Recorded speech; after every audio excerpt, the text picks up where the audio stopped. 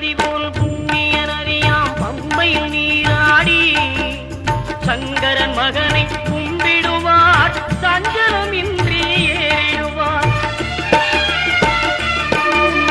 நீலிமலை ஏற்றம் சிவபாலனும் ஏற்றிடுவார். காலமெல்லாம் நமக்கே அருள்காவலனாயிருப்பார். தேகபலம் தா பாதபலம் தா தேகபலம் தா பாதபலம் தா தேகபலம் தாய